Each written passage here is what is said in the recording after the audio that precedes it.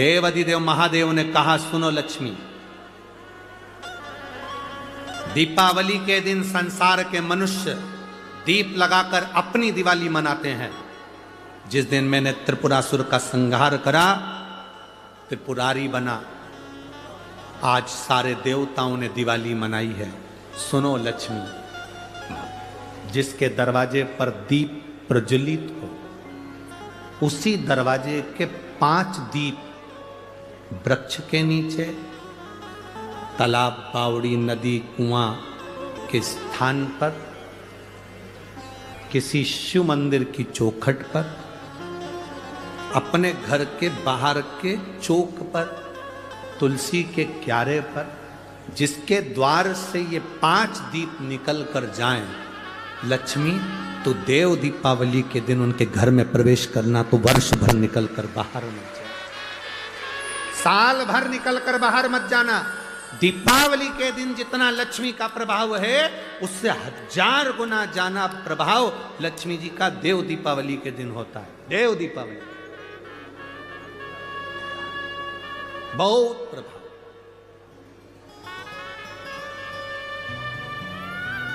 जितना आप कर सकते हो देव दीपावली के दिन प्रयास करो।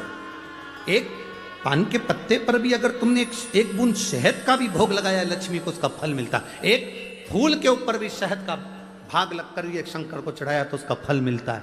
महाराज 7 दीप परिंदे के पास, अंडे के पास, मटके के पास लगाए हैं, 7 पुष्प रखकर उसका भी फल मिलता है। देव दीपावली के दिन पंचदीप का भी फल मिलता है। देव दीपावली के दिन भूल से भी एक बेलपत्र अशोक सुंदरी के स्थान पर कोई कुंवारा व्यक्ति जिसकी शादी नहीं हो रही, 40 साल का हो गया, ब्याह नहीं हो रहा, संबंध नहीं आ रहा है, बेटा बेटी, एक बेलपत्र जिस बेलपत्र की नोक डंडी जहां से पानी बहता है उस ओर हो और पत्ती का मुंह महादेव की ओर हो, अशोक सुंदरी की जगह पर अगर समर्पित कर दे तो अगले वर्ष की देव दीपावली के पहले उसका संबंध और शादी हो जाती। महाराज शिव तत्व की तरी प्राप्त। देव दीपावली कोई साधारण दीपावली है, जीव के कल्याण के लिए भगवान त्रिपुरारी बनकर। मंदिर में जब दीप लगाओ, मंदिर में जब दिया लगाओ, दीप प्रज्वलित करो। मंदिर में जब दिया लगाओ और मंदिर में जब दीप प्रज्वलित करो,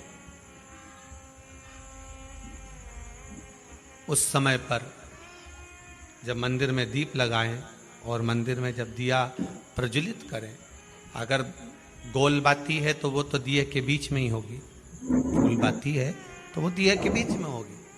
और मान लो अगर लंबी बाती लेकर गए हो, लंबी बाती को लेकर पहुंचे हो, तो अगर दीप लगा रहे हो, कामना रखकर लगा रहे हो कि मेरी ये कामना है, तो वो दीप का, बाती का मुख अपनी ओर रखना, पर कोई कामना नहीं। हम भगवान को केवल इसलिए रिझा रहे हैं कि मेरा भोलेनाथ मेरा भंडार भरे और मेरे घर में सुख समृद्धि दे। तो दीप की बाती का मुख भगवान की ओर होना चाहिए कि हमने तेरे भरोसे पर छोड़ दिया। अब हम किसी से नहीं पूछेंगे कि हमें क्या करना है, ये दीप की जो बाती का मुख है वो आपकी ओर है। अर्थात मेरा जो जीवन है, मेरा जो संपूर्ण परिवार है, मेरा जो कुटुंब है, मेरा जो कबीला है, मैं जिस घर में निवास करती हूं, मैं जिस घर में रहता हूं, उस घर का संपूर्ण कारभार सब तुम्हारे भरोसे पर है। तो बाती का मुख कहां हो गया? भगवान की ओर हो गया। बाती का मुख फिर भगवान की ओर। पर ज्यादातर लोग दिया जो लगाते हैं ना, वो अपनी ओर बाती करके ही लगाते हैं। मतलब इनकी कामना चलती ही रहती है 24 घंटे। कुछ कुछ कामनाएं इनकी जागरूक रहती है, इनकी कामनाएं निरंतर रहती है। पर उस बाती में जब आप अपना संपूर्ण परिवार, संपूर्ण अपने परिवार का, दुकान हो, धंधा हो, व्यापार हो, व्यवसाय हो, चाहे आप जितना भी कार्य कर रहे हो, फैक्ट्रियां चला रहे हो, वो सब अपने भगवान के भरोसे पर दे दिया, भगवान की ओर दे दिया। तो इसका मतलब ये नहीं है कि बाती का मुख भगवान की ओर हो तो तुम भगवान के बिल्कुल करीब में ही बाती का मुख कर लगा दो और भगवान को मालूम पड़े चोट लग जाए, ऐसा भी नहीं।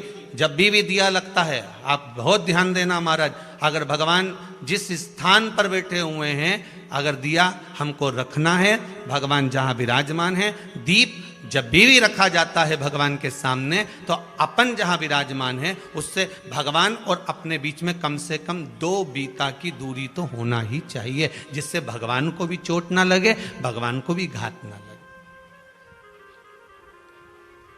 तुलसी महारानी को जो दिया लगाया जाता है वो तुलसा महारानी से दूर लगाना चाहिए। तुलसी के क्यारे में दीप लगाने का प्रमाण नहीं है कि तुम तुलसी के क्यारे के अंदर दिया लगाओ।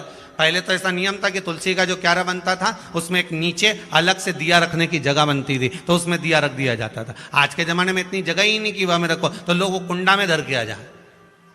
अब वो कुंडी में रख के आए, मालूम पड़े तुलसी महारानी का पत्ता मुरझा जाता है, तुलसा महारानी भी ऐसी मूर्छित हो जाती है, तुलसा महारानी भी चारों तरफ से वो दिए की लो से जल जाती है। ऐसा दीप लगाने का कोई फायदा नहीं, ऐसे दीप की कोई महत्वता नहीं है। किसी को कष्ट देकर, किसी को परेशान कर कर, देवता हो चाहे आप हो, आप किसी को कष्ट देकर, किसी को परेशान कर कर अगर भजन कर रहे हो तो उसका कोई सुख नहीं है हमारा, उसका कोई आनंद नहीं है। किसी को भी कष्ट देकर अगर आपने भजन भी किया, यज्ञ भी करा, दान भी करा, पुण्य भी करा, सत्कर्म भी करा, भजन भी करा, उसका कोई तत्व नहीं, कोई मोल नहीं। बुद्धि चित्त ये परमात्मा को देखकर चलना। भीष्म पितामह बाणों की सैया पर पड़े थे और भगवान कृष्ण ने आकर भीष्म पितामह से कहा, पितामह आप अपने प्राणों को क्यों नहीं छोड़ते? भीष्म पितामह कहते हैं, प्राण तो मैं आज छोड़ दूं, पर घर में जब तक बेटी कुंवारी रहती है तो बाप कैसे मर सकता है, तुम बताओ। कुंवारी बेटी अगर घर में बैठी है तो पिता कैसे मर जाए? हमारे यहां तो कहते हैं, भीष्म पितामह कहते हैं कि जब तक घर में बेटी कुंवारी रहती है तब तक तो बाप तीर्थ करने भी नहीं जाता था। पहले का नियम था कि घर में बेटी कुंवारी बैठी है तो पिता कैसे तीर्थ जा सकता है? पहले बेटी के पीले हाथ करेगा, शादी करेगा, विवाह करेगा, उसके बाद तीर्थ जाएगा। तो मैं कैसे मर सकता हूं जब तक मेरी बेटी कुंवारी बैठी है? तो भगवान कृष्ण ने कहा, तुम्हारी बेटी है क्या? तुमने तो शादी नहीं करी है। भीष्म पितामह कहते हैं, कौन कहता है कि बेटी नहीं है? मेरी बेटी है और शादी करना चाहता हूं उस बेटी की। किसके साथ? भगवान कृष्ण ने पूछा। भीष्म पितामह कहते हैं, आपके साथ। भगवान कृष्ण बोले, मेरी तो 16,108 पहले से है, क्या करूंगा आपकी बेटी से विवाह कर कर?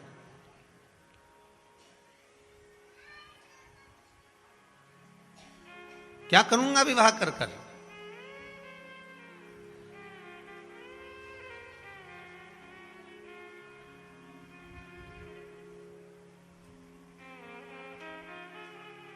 अगर 16,108 आपके पास में है ना, तो एक बेटी और रख लो, हमारी बेटी एक और रख लो।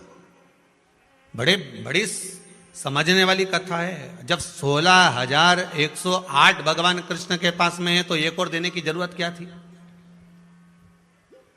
ये वो प्रश्न है जो आपके जीवन में हर पल आपको सताता है।